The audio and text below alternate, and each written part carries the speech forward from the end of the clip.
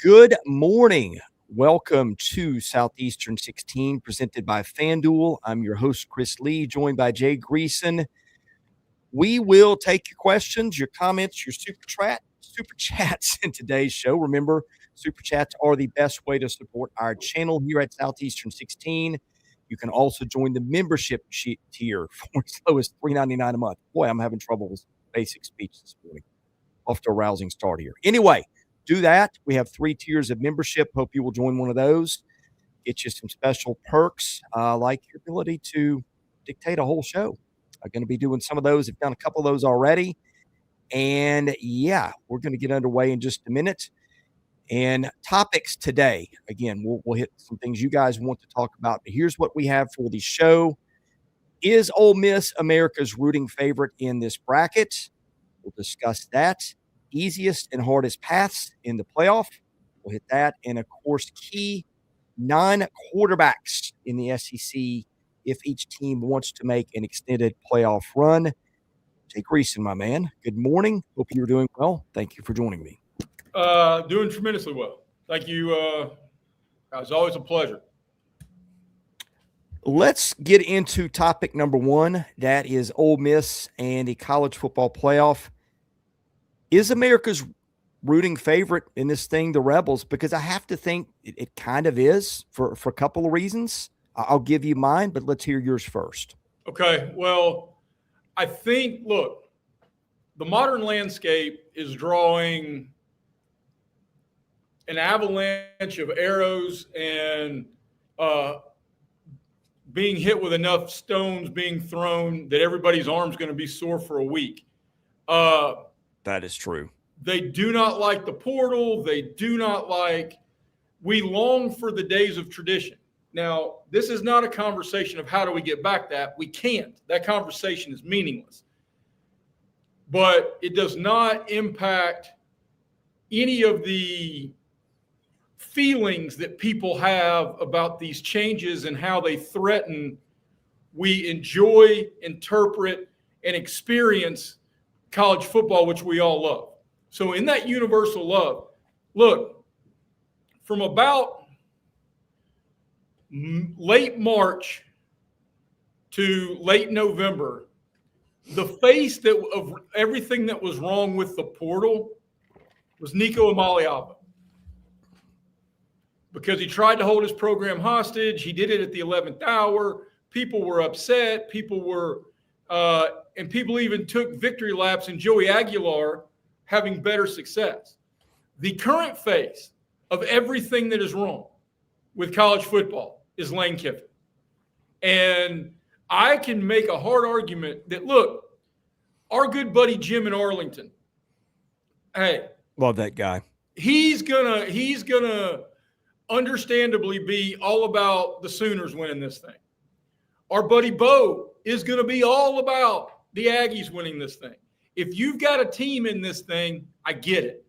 If you don't, watching Lane Kiffin have to watch Ole Miss hoist a banner, to me is the type of storyline. When he clearly left the place he just told Ryan McGee was going to be his home because of family and the atmosphere that they were building, to go to some place that with the idea that they could win a national championship in 3 years, for Ole Miss to do it in 3 games without him tickles me. And I am a Lane fan, and I think LSU got the best hire of all the guys who changed jobs. None of that changes the fact that at this Auburn grad is now 100% hotty-toddy. I mean, and look, because somebody put in there that Lane gets paid for each Ole Miss win. That's 100% true. But I would love to be the political reporter in the room the next time Louisiana Governor Jeff Guidry gets up there after his tyrannical rant about paying buyouts to coaches, and to ask him how LSU is about to pay millions of dollars to watch Lane Kiffin as they watch rival Ole Miss win the national championship. Sign me up for all of that. Yeah. I think the other thing that we haven't really talked about much is how much media has been manipulated. Like you and I have seen it in our careers at times, but I think the country got a big glimpse of that in this Lane Kiffin LSU saga by ESPN's continual shilling for CAA at whatever price it was to its reputation, if ESPN even cares about that anymore. You know, I mean, and look, you've got Paul Feinbaum is, you know, moving on or going to move on, I guess. I mean, you just, I think that's the story we haven't really talked about enough. I'm not going to get us too sidetracked, but I've seen it firsthand how media can be manipulated, intimidated, and pulled by the hair or enticed away from the real topics that people need to be talking about. ESPN's performance in that whole Lane Kiffin thing was just disgusting. It was, well, and then look, man, I think the semantics and the diction are important because everybody gets blurred into the media cauldron. Paul Feinbaum at one time was a media member. Yep. Paul Feinbaum is now an entertainer. And now, while that distinction is not apparent to everybody, I wish we did make it more apparent. For the longest time, I was either a reporter or an editor. Now I'm a columnist. That is completely different from the guys who put their bylines on stories and write news stories. I'm giving you my opinion. I do it on this platform. I do it every day at the Times Free Press. That's timesfreepress.com if you're curious. And our boy Jay Carr, 29, put in there, the biggest thing that disgusted me about all the things that happened with ESPN, especially College Game Day's coverage of the whole Lane Kiffin thing, is we don't know how many of those dudes are represented by Jimmy Sexton. And in that regard, the marionette master had every single puppet playing exactly the fiddle and the song and dance that he needed. I mean, dude, man, there was more song and dance going on right there since Sammy Davis Jr. did Mr. Bojangles on the Ed Sullivan Show. So, well, yeah. And the thing that I said, Ole Miss was just supposed to step aside and take it all happily. And I didn't like that.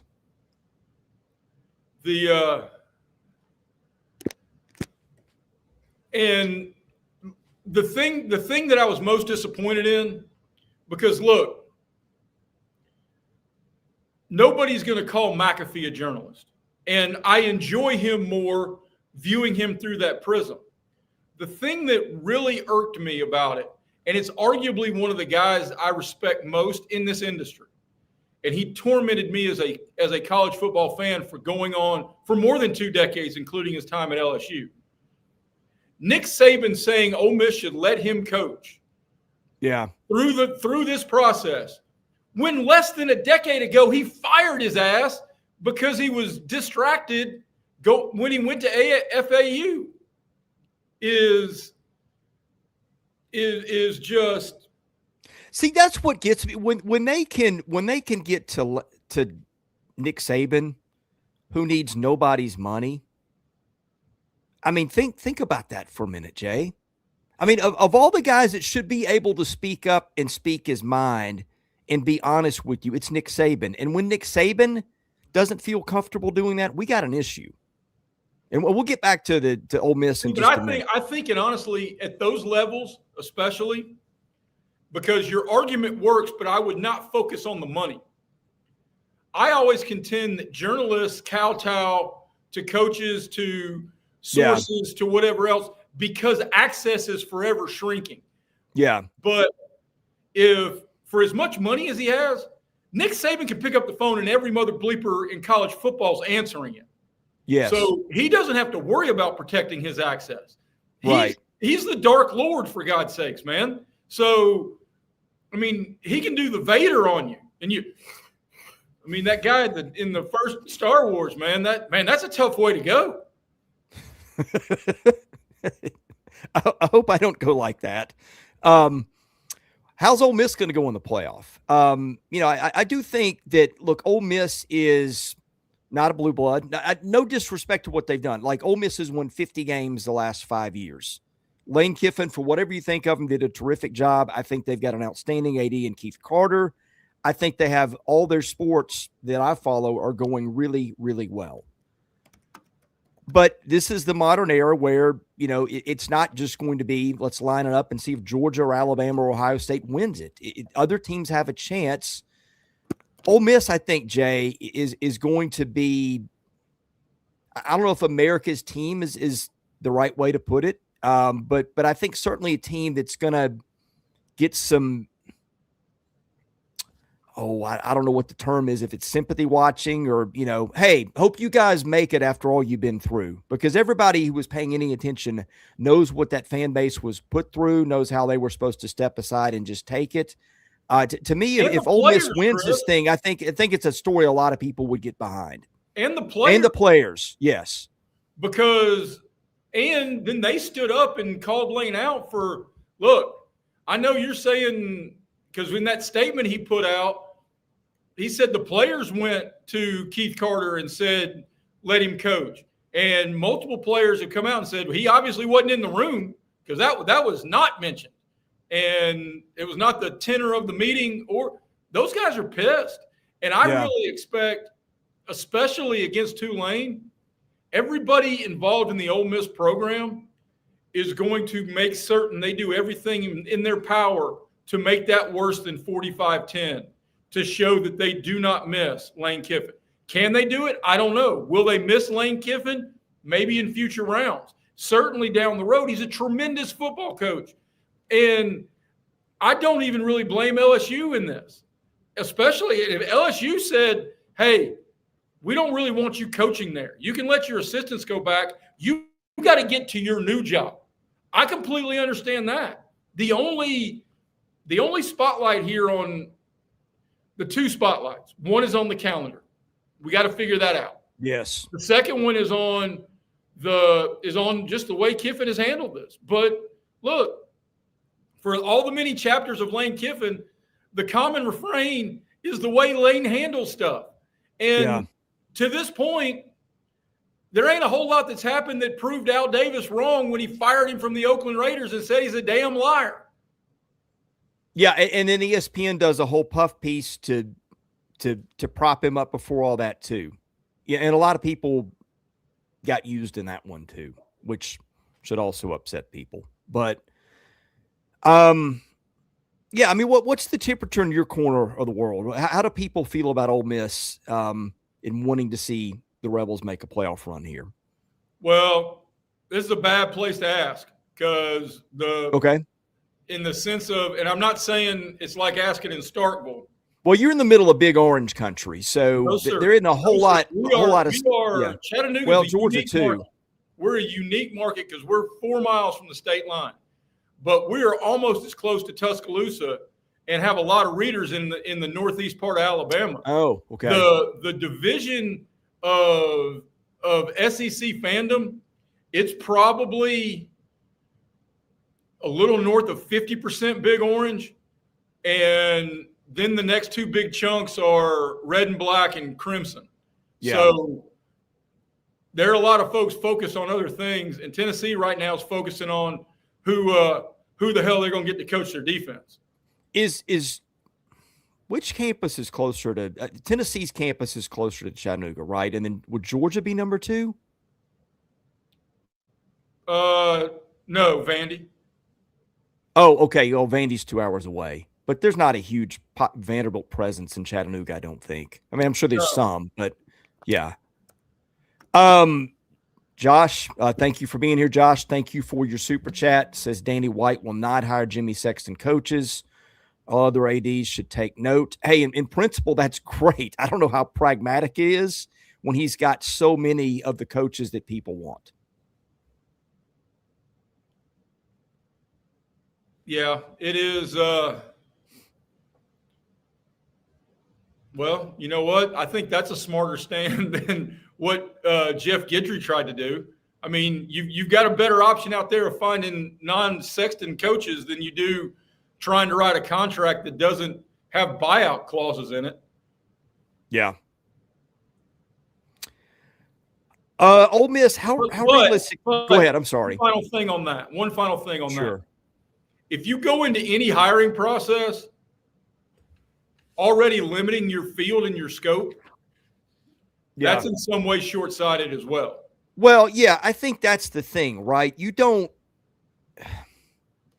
say we're going to get this declare Jimmy Sexton's clients totally off limits. You just have to put your foot down on where you want to go on his demands, which is hard to do, especially when coaching searches are probably more public than ever. With instant, I just saw Lane Kiffin on a plane in Baton Rouge and whatever's out there. The pressure on a coach, on an AD to hire the right coach and win the press conference is immense. And fans don't care what the cost is. They're not paying. Well, sometimes they are paying the bill eventually, but they don't care in the moment. That's what makes this really tough. Well, and I think Ole Miss is going to play great and then get a rematch with Georgia. And this is going to be arguably as big a story as there will be in the quarterfinals because of who's not there as much as who is there. Yeah. The Georgia is not lost at home since 2019, except for one time, which was to Alabama, which Georgia got revenge on that one, also in the state of Georgia, but not in Athens. I do wonder if we get the matchup we all think we're going to get. I mean, Trinidad Chambliss is much further into his quarterback tenure at Ole Miss than he was the first time around. And I do wonder if that makes a difference. Well, and when we talk about is this, and I don't know if we're going next to easiest or hardest pass, but you can make a hard argument that I think America is about to get introduced to Kejuan Lacey in a big way. Yeah, I think so too. Now, Georgia's run defense has been really stout and probably gotten better as the year's gone along. So that does put some additional pressure on Chambliss. That does concern me a little bit. But, Ole Miss didn't make it here by being a pushover either. So I'm not saying they don't have a chance in Athens, but that's just not a place a lot of people win against a team that is really clicking at the right time. Have they set where the quarterfinals are going to be in the bowl sites? Like, is that going to be in New Orleans or in Atlanta? You mean the semis? No, the quarters. The quarters are at neutral sites too. They're not. That's right. That's right. Okay. Looks like Texas Tech gets the winner of JMU and Oregon. That will be in the Orange Bowl. Okay. Alabama, Oklahoma is the Rose Bowl against Indiana. Winner of Tulane, Ole Miss is getting Georgia in the Sugar Bowl. So I don't know what's who's got a further drive to Baton Rouge, Ole Miss or Georgia? I mean to New Orleans, excuse me. Oh, Georgia. Further drive? From Oxford? Yeah. Yeah. Okay. Salty would know. He grew up down there. Yeah. But wait, doesn't the Alabama-Oklahoma winner get Ohio State? No, it gets Indiana.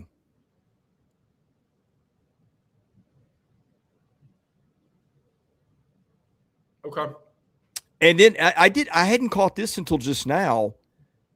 Winner of Miami and A&M gets Ohio State in the Cotton Bowl. So, as much as I thought A&M could have gotten a 6 seed, didn't catch that on the back end. You get to play a lot closer to home if you beat Miami. So there's that. Do you want to say a key player for each SEC team? Because I think Kejuan Lacey is a big – look, a lot of people are going to talk about Trinidad Chambliss. A lot of people are going to talk about what's different with the offense. Buckle up, because that's a kid that's going to get 25-plus carries and he's healthy and he's running as much as Ahmad Hardy was the best back of the SEC in September and October, for the last 5 weeks, it's been Keyjuan Lacey. Yeah. Yeah, let's go there. We'll get to playoff paths later, and the topic will be which non-quarterback for each team is key for their run. I'll just start at the top. Well, let's do Ole Miss first. I think you've hit upon the right guy there with Keyjuan Lacey. I mean, Chambliss' play is going to affect their altitude a good bit, and sometimes he's had difficulty throwing short and intermediate balls. So that is going to be a factor there. But I think Lacey is the guy that – did he lead the country in yards after contact? Somebody put that in the chat. He was close. And it's something staggering. It's like I mean, it's like close to 1,000 yards after contact. Yeah. I think that's maybe – is that the easiest one on the board, Lacey for Ole Miss? No. The easiest one on the board for me is Jam Miller at Alabama, because if he's not healthy, they're going to struggle. And I don't want to turn this into non-quarterbacks and we only pick running backs, but the difference in the Alabama running game when Jam Miller's healthy and Jam Miller's not is striking. And I can't think of a worse team in the country to play than Oklahoma if your running game's not really, really ready to roll. I think that's the right answer, but I think there's a little bit more competition for that one for Alabama because, first of all, you've got to play better as an offensive line. You got a couple of first-team All-American preseason guys that may go off the board in the top 100 of next year's NFL draft with Parker Brailsford, their center.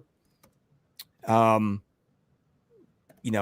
not to mention All-American left tackle. So that's two guys. I also think Bray Hubbard's kind of a key for Alabama, Jay. I mean, it feels like when Alabama had to have a key play from its defense this year, Bray Hubbard was unusually involved in that. Keon Sabb was too. I think you've got the right answer, but I think there's a lot of guys for Alabama that need to step up and be big things. And, oh, by the way, if you really want to go X factor, it's Ryan Williams because Ryan Williams has been invisible. But Ryan Williams could also go for $150 against somebody if he dials into 2024 Ryan Williams, which apparently does not get better with age. Well, I think all of those are fair. I would go to your talk about Alabama's offensive line. They're about to see the best defensive line in the country. And if not the best, Miami can make an argument 1 through 4 they're better because their 1-2 are going to be 2 of the top 3 defensive linemen in the draft. But 1 through 8, Oklahoma is damn, David, jumping in and taking all my thunder. And we had Jay Cart put a super chat in there, so go back and look for it, Chris. Okay. Are we talking about Alabama offensive line with our preseason misconceptions or the realization of what we've seen against a whole lot of really good defensive fronts? Because I thought they were going to be the best unit in the country, and I don't even know if they're in the top half of the SEC with the way they've performed against top flight competition. No, you're right. And by the way, Caden Proctor still got first team All SEC. I got some issues with the All SEC team too, by the way, in some spots. But yeah, I mean, perception is hard to shake. And let's be honest, it's not like most of us are spending our Mondays and Tuesdays just going over offensive line play with a fine-tooth comb. Now, the guy that is Cole Kubelik. Those Sunday tweets he does are must-see. But you raise a good point there. So does Josh. Are we sure the Big Ten is so much better? The league was atrocious outside the top 3. You're telling me Oklahoma and Bama can't beat Indiana and A&M with the de facto home game, can't beat Ohio State. We'll see. I mean, the thing that I always say, I just don't think the big brands play each other enough outside the conference for us to really know. I do think the computers would say that your best 3 teams were in the Big Ten, but sometimes you get teams that just, step on the gas and don't let off against weaker teams that runs up your numbers in the analytical models. Oregon certainly did some of that, beat Oklahoma State. What is it? By 60 something points earlier. Like everybody, all the big brands are doing that at some point. But I do think it is a valid question. Did the Big Ten build up its margin at the top in analytics by doing that against Purdue, Michigan State, Minnesota, Wisconsin, where in the SEC, even the bottom teams, Kentucky, South Carolina, Arkansas, for all their flaws, could put up a much better fight week in and week out. And I think that's the biggest argument, because the inverse of the bell curve of the Big Ten is striking, because the bottom part of the Big Ten is complete and total trash. And if you want to talk about, if you've got 1, 2, and 5 in the argument, okay.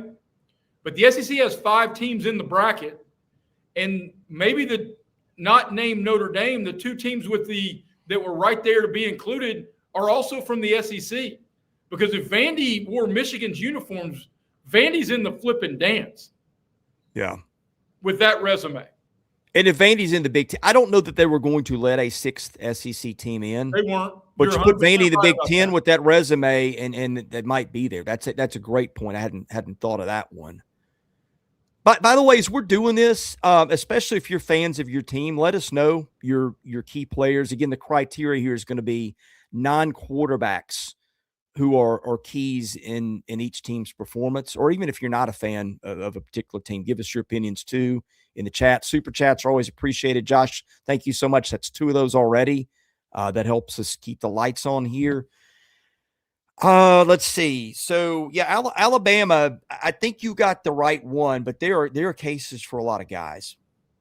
Yeah. And you I think it's completely fair this is a different team when Ryan Williams is not only interested, but also a focal point, because it makes everybody else better. And maybe it was a blip on the radar of his freshman year of that unbelievable Georgia game, because his numbers since are rather pedestrian, but he still shows flashes. And look, man, a wide receiver can dictate so much of an offensive plan, even without 9 catches for 155 yards. I mean, if you're taking a safety away, if people have got to roll coverage to you, and they've got to pay attention to even a bubble screen or a go route, you're the modern era of football, especially the NFL, and college football is trying to be more like the NFL in every way, is when you've got finite amount of money, the guys you spend your money on have got to create value. And the way you do that at non-quarterback positions is you demand double teams. Aaron Donald, worth every cent, because you had to block him with 2 or 3 dudes. Yep. Wide receivers who command double teams that allow you to go 10 on 9 everywhere else, completely worth their salt. So the conversations about value in the sport, in practicality, are about the way you dictate game plans. And if Ryan Williams is invisible, then he's a 7-figure waste of space. Yeah. By the way, we'll do X factors too. X factor to me is a guy like Williams where the range of performance is huge. Like he may give you a 0, but he might give you 2 highlight reel plays that everybody's talking about 20 years from now too. If we're going to add in X factors, and I'm fine to do that as we go, the X factor for me is John Talty. And good one. He's going against the best keeper in the country, and this is going to be a game that's going to be a rock fight. And every missed field goal is going to be monumental, because both of these coaches, you're going to hear the cliche, we want every drive to end in a kick. Well, if you get an opportunity to make a field goal, you better damn well make it. because they're not coming up often. I want to hit one more guy for Ole Miss before we move on to the next three. I think a guy to circle for Ole Miss. We don't spend a lot of time talking about the defensive side of the ball, but Sontaran Perkins, their linebacker, gifted player, very talented, has played a lot of ball for them. A sack, a forced fumble, something like that in a close game, which I don't think Tulane will be. Georgia could be a different one. That is the guy that I'm kind of watching. Versatile guy, had 5 passes defended. Not often you see a linebacker with that kind of number. So I think he's a key too. So we've kind of given our opinions on Ole Miss. I want to throw an X factor in outside for Ole Miss. Okay. My key player of the game for Ole Miss was Keywan Lacey. The X factor is Pete Golding, because you're going to have to answer the bell here, sir. You've gotten the job full time. Every eye is going to be on you. Let your defense eat, because that's what you know best. Yeah. And get out of Charlie Weiss Jr.'s way. Don't overmanage this. Don't get in the way. Be the rah-rah guy. Be the energy guy, and let your defense feast. I love that answer. Let's do, since our buddy Bo is here, let's do Texas A&M. Give me your X factor and your what do we call it? Your key player, your key non-quarterback. Key non-quarterback. Yeah, I'll let you hit that one first. Okay, the first one, and I chastised Bo because, or somebody in here who stole my thunder. It may have been David. The X factor here is Casey Concepcion for multiple reasons. One, the way you exploit Miami's defense is you give your quarterback 2-3 seconds, and they're terrible tackling in the back 7. And Casey Concepcion, yes, it really helps that you get Craver back and you're healthy on both ends of the perimeter. But there are few guys better with the ball in his hands after a catch than Casey Concepcion. The other part of that is Miami's coverage units, not great. And Concepcion's going to return kicks. And you let that cat wiggle free, my X factor for A&M is the 12th man. And because Miami doesn't know what's coming about going to College Station, that place is going to be flipping bonkers. I'm surprised. Concepcion only had 2 100-yard games this year. They were South Carolina and Auburn, both close games, so he really stepped up big when they needed him, particularly the Carolina game. I wouldn't have really thought that, but they do have 3 explosive guys. They've got Bussey, that doesn't get talked about a lot, but he made some big plays for them, and Craver, right there, or in the ballpark of Concepcion in terms of explosiveness. Marcel Reed is always I've seen that go very differently over halves of games. I'm going to give you my guy, though, and again, I'm going to go defense. Cassius Howell, man. That guy at times took games over. First team All-SEC defensive lineman. I don't know if he's going to be matched up against Mauyagwa, however you pronounce the kid's name, that the offensive tackle for Miami that is a first rounder. But Carson Beck at times has really wet the bed in games. And nobody can make you do that, Jay, more than an elite guy off the edge, and that is Cassius Howell. Well, A&M, look, we could also include many names across the A&M offensive line across the X Factor, because the Miami defensive front is the strength of that team. And with the exception of the Ohio State receiving room, I don't know if there's a better position group in the entirety of the playoffs than the Miami starting defensive front, when you consider they've got 2 first-rounders and a whole lot of 5-stars across the board. But no, I'm good with that. And Carson Beck was terrible, not only under the pressure that Louisville could create, but in the pressure of the moment in one of Miami's 2 losses, and that was at home. So getting him uncomfortable is paramount. I think Bo brought this up earlier too. The other guy that's worth the conversation is Le'Veon Moss, who has not played since the Florida game back on October the 11th. Remember, Moss was the guy last year that kind of made A&M's offense go. He's having a great year, rushed for 6.3 a carry and 10 scores, and got hurt. I want to say in an early November game. It might have been late October, but he was the identity of that team. Moss is a guy that can really be a game changer too. I don't know what it looks like in terms of health. I don't know what it would look like in terms of game plan, because A&M has just kind of gotten used to playing without him and been just fine with all those other options. But that might actually, Moss might be my X factor now that I think about it. Well, and Howell may be my player to watch. I mean, and I think it's worth mentioning here because his name's popped up a couple times in the chat. The biggest X factor in the game, and I know we're not ACC 17 plus Notre Dame or whatever it is, Malachi Toney is a mother. Yeah. So making certain you get that kid to the ground when he gets the ball in his hands, whether they're handing it off to him, whether it's a bubble screen, whether it's a punt return. It is Malachi Toney is a bona fide future NFL receiver. Yeah. No, good call on that one. Okay, we've got to hit two more teams. Let's see. We've hit Ole Miss. We've hit A&M. We've hit Alabama. Let's go next to Oklahoma, and we'll get to Georgia last. Gosh, I mean, your obvious X factor is John Mateer, but we've ruled that off limits. I think they've got to get some rushing out of the tailback position. I agree. That's probably a start, but where do you start here? I start with, and it's going to be him and all his cohorts, but I think my favorite player in the SEC that does not wear an AU on his helmet is R. Mason Thomas.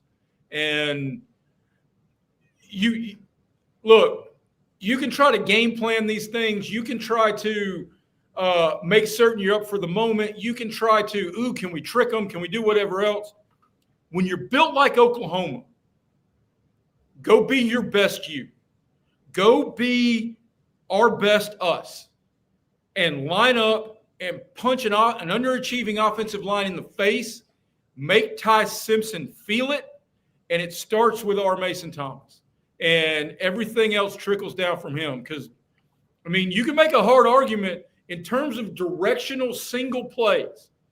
R. Mason Thomas's fumble return in Neyland maybe is the biggest play in the SEC this year. Might be. I think I'm going to go see, because always Oklahoma's defense, those guys figure out a way with or without R. Mason Thomas. They're so well coached. They're so talented. Offenses where they've had a trouble. And Jay, when Oklahoma is making a big play, lately it's been Isaiah Satania. Had a $121 against LSU on 9 catches, 3 for $109 against Missouri. Did not do much against Alabama, but that was a weird game. Before that, 6 for $131 in a loss against Ole Miss. That is the guy that, like, that LSU game was not going Oklahoma's way.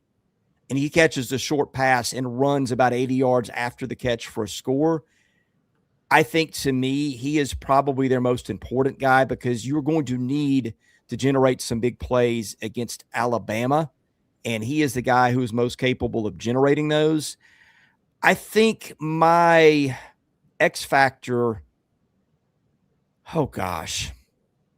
I mean, Deion Burks is kind of in there too. Burks was a guy that we thought might be a top 5 receiver in the league, and it just didn't work out. I'm thinking maybe Torrey Blaylock, who was at times their best runner, maybe Xavier Robinson. I'm going to look at the carry log here lately. Robinson got 6 carries against LSU for 9 yards, 12 against Missouri. And let's see, what did Blaylock do? Because it feels like they've kind of rotated those guys lately. Blaylock had 11 for 42. So pick one of those guys, whoever your bell cow is going to be against Alabama. I think whoever your starting tailback is maybe your most important guy. The my X factor in this one, it'd be easier to go with the kicker, but we already talked about that with Talty. My X factor in this is to make certain John Mateer's not colorblind, because not to cut this into a cliche number, as long as Oklahoma doesn't lose the turnover battle, I think they win the football game. But if they give Alabama short fields, and Mateer, who's had trouble with throwing the ball to guys in the other color jersey, if Mateer is protective and productive, and it doesn't have to be super productive, he's got to be a little more cautious than he has been in some willy-nilly situations. So that's my X factor. And you can put it on any number of really talented dudes in the Alabama secondary. Both their safeties are dynamic. But Mateer's gonna have to realize that a sack on 3rd and 8 and kicking it away is not as bad as forcing it into and it becomes an interception and Alabama gets a short field, because, hey, this is going to be a game where first downs feel like field goals and field goals feel like touchdowns. So this is going to be a game that's scored differently, at least through the mind's eye of the viewer, because, I mean, how many college football games, especially with these stakes, and two guys who you expect to be NFL quarterbacks have an over-under at 40? Wow. Yeah. Good point. Georgia. I've got a few guys in mind. Where are you going with your key player and your X factor for Georgia? My key player for Georgia, and this will be, look, we talked at the beginning of the show, and y'all can rewind it and go back and watch it, how Ole Miss is now the de facto favorite son, Disney-esque movie picture pick for the random college football fan. Georgia would be completely happy with Tulane to shock the world. So I can't remember. I don't recall his name, and I know they shuffled the two dudes, but both of them played really well against Alabama. The key player is to make certain you get great production from whoever replaces Drew Bobo at center.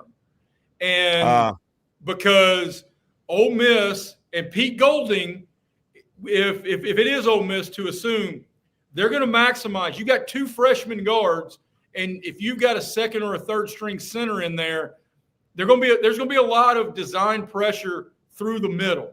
I mean, look, we could say Nate Frazier, we could say Zachariah Branch, we could say any number of those defensive guys, and all of those are fair. And Georgia has a tremendous special teams. But making certain Gunnar Stockton doesn't feel Ole Miss pressure through the middle is where my key factor, key player for this one is. Yeah, I'm going to give you my answers for Georgia. Before I do that, just a quick reminder, we are brought to you by our friends at Yearly Company, which is a Nashville-based fine jewelry brand built on tradition, designed for meaning. Each piece handcrafted from solid 14-karat gold, natural gemstones, made to measure for a perfect fit, backed by a lifetime guarantee. Every Yearly Company bangle is custom sized, so knowing your size is the most important first step before you order. That is where the sizing kit comes in. Code SE16KIT, KIT, gets you 100% off your sizing kit at checkout. Help the folks who help us here at the show. Get your Christmas shopping done early and thank us later. You can also thank us for letting you know about our friends at ROKFORM, which make the world's strongest magnetic phone case. And, buddy, this thing is strong. Like, you can be sitting there with your phone in your pocket, walking next to another car, and finding your pocket sticking to the car next to you if you're not careful. They offer extreme protection, super strong magnets, rock lock secure mounting, SEC 2.5. Get you 25% off your entire order. Get the phone case and the vent clip. That will simplify your phone arrangement in the car. Won't be sliding around. It'll be where you can see it. And thank me for that later. ROKFORM, ROKFORM.com. Okay, it's my turn to talk about Georgia, right? I think you just officially final answer for you, Jay, with the ones you gave there. Okay, I'm going to go MVP Nate Frazier. Just love the way that kid runs. I know it's not the kind of fight they're going to get, but I remember how hard he ran and how unstoppable he was in that Mississippi State game. Georgia wants to hang on to the ball and control clock, and best way to do it's run the ball. Your best option there is Nate Frazier. Love the way that kid plays. Hey, playoff football in the cold, which Georgia could be in some. Going to be about how you handle that environment. Although I guess Georgia won't really be in the cold. It'll be in a dome, and it'll be in Arizona. So scratch that part. But still, Nate Frazier's still going to be very important. I think you touched on it. Look at the teams Georgia is going to play, Jay Greeson. It's going to play Ole Miss, which really challenges you with the downfield passing game. Ole Miss has got 5 guys. One of them not there yet, but he will be. Over 500 yards receiving. You saw Ole Miss make some big plays downfield over the middle of the field. And my goodness, another team that can do that would be up for Georgia if it wins the quarterfinal would probably be Ohio State. But if it's not Ohio State, it's A&M. We talked about Concepcion, Craver, Bussey, all those guys. If it's not them, it's Miami and Tony. So who's your key there? I think it's KJ Bolden. Safety, because, man, Georgia, whoever Georgia draws in its first game and its second game is going to really press you down the middle of the field. I think KJ Bolden needs to be really, really good for Georgia to advance. Well, and before we turn the page on this, to that point, we talked about Oklahoma and Miami across the defensive line. We talked about Ohio State's wide receiver room. I don't know if there's a position group that has grown and matured and improved as much in the 2025 autumn as the Georgia secondary. Yep. They got torched. That Tennessee game still is right here in memory. Yeah. And then Saturday in Atlanta, even when Alabama completed a pass, that dude was wearing a cheap suit and it was occupied by a Georgia defensive back. I mean, there was nothing after catch. And I think that's a credit to being coached up. Look, it's Kirby Smart's specialty. They have grown, they've improved, they've matured. It was a lot of young kids early, and they stuck with them. And now that's a bona fide strength after being easily the biggest weakness when Georgia started and completed its SEC championship repeat. Yeah, agreed. There weren't many sides of the ball that was noticeably different from the beginning of the year to the end of year's Georgia's defense. And it was all predictable, Jay. We talked about youth, talent, but youth. And I think that's why I just didn't really have a good feel on Georgia. It felt to me like a team that might miss the playoff, not because of the talent, right? Although Georgia doesn't get as much talent in terms of depth as it used to, but it's because of the portal. I mean, experience is kind of your most valuable commodity in college football now.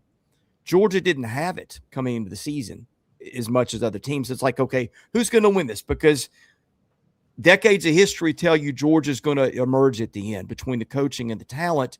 But the last 3 or 4 year sample size tell you that may not be the recipe. So, again, you've said this all year to your credit.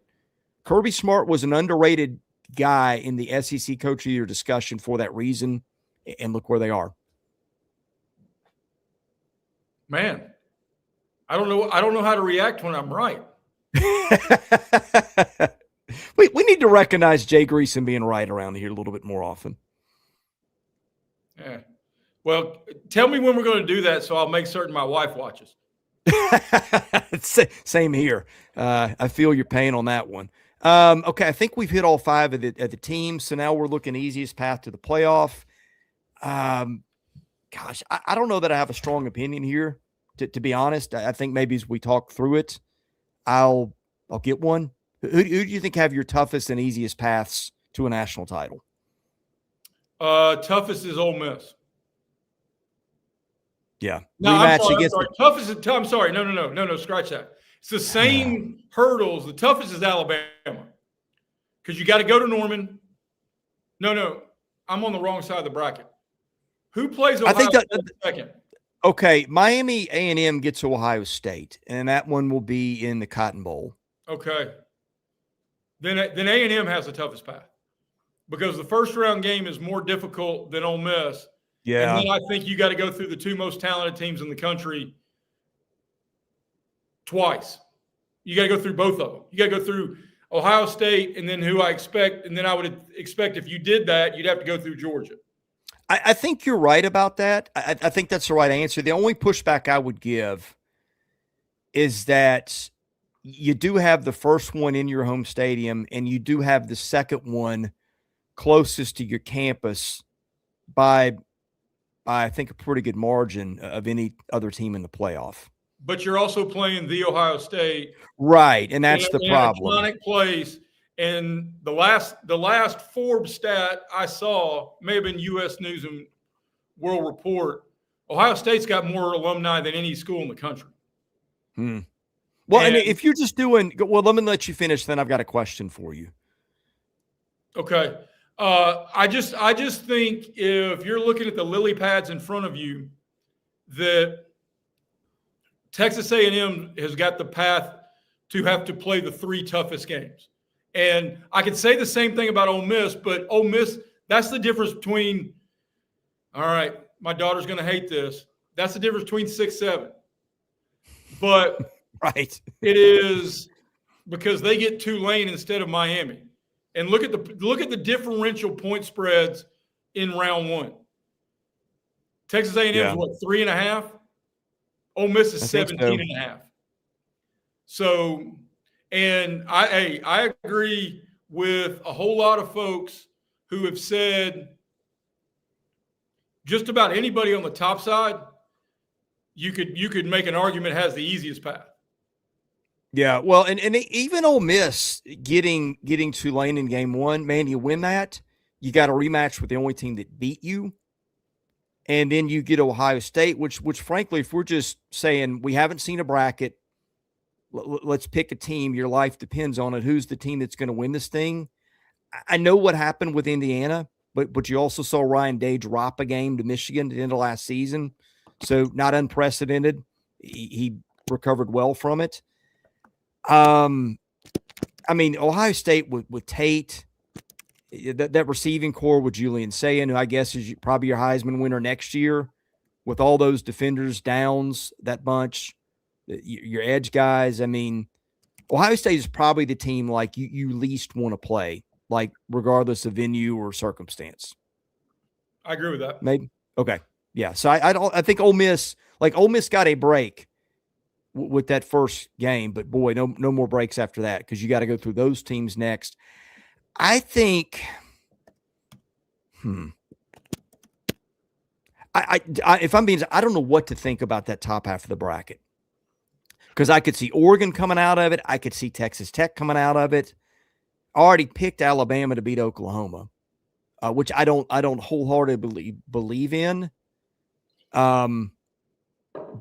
But I could, based on the way it went down the first time and Alabama having time to fix some stuff and get some stuff healthy, I see the path.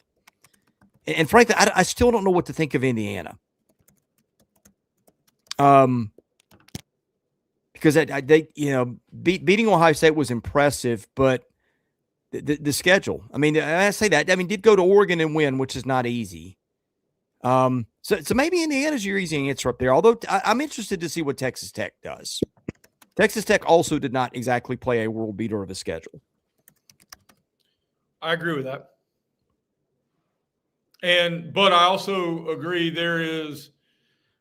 and I think the pathway to future success in college football and maybe college sports in general is finding a way to blend the money and the motivation.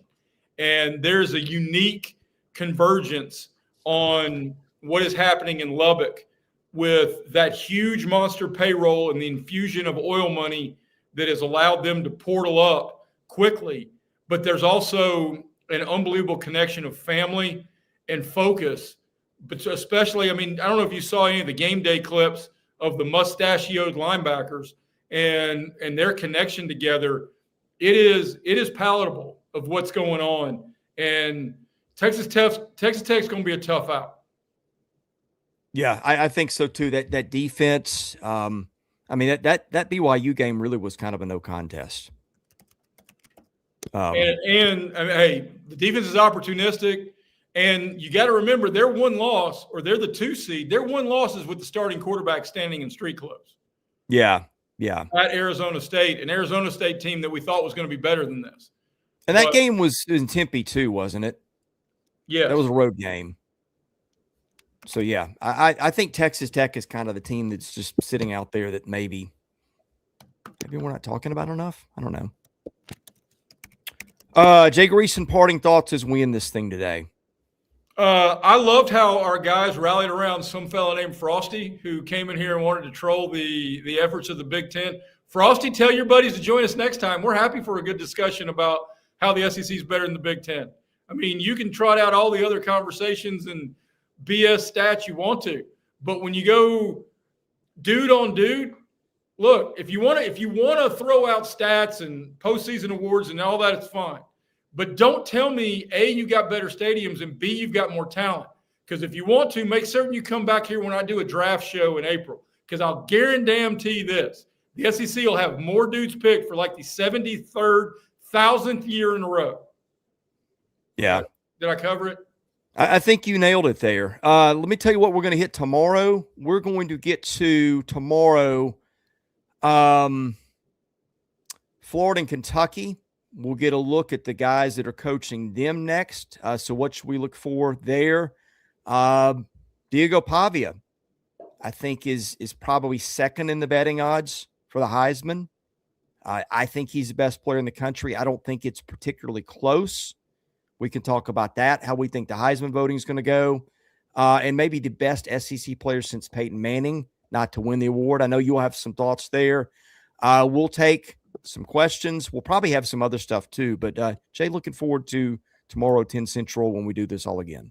And, hey, you can see my Twitter handle. You can get it to Chris Lee. We're going to try something here about football Q&J at the end. Q&J. Send me any question. I don't care if it's football related. I don't care if it's technically football related. I've coached before. I've covered it for 30 years. And I'll be happy to share my chicken marinade recipe with you. Nice. All right, Jay, enjoyed it. Have a great rest of your day. You guys have a great rest of your day. Thank you to Josh for your super chats. Remember that in the membership tier.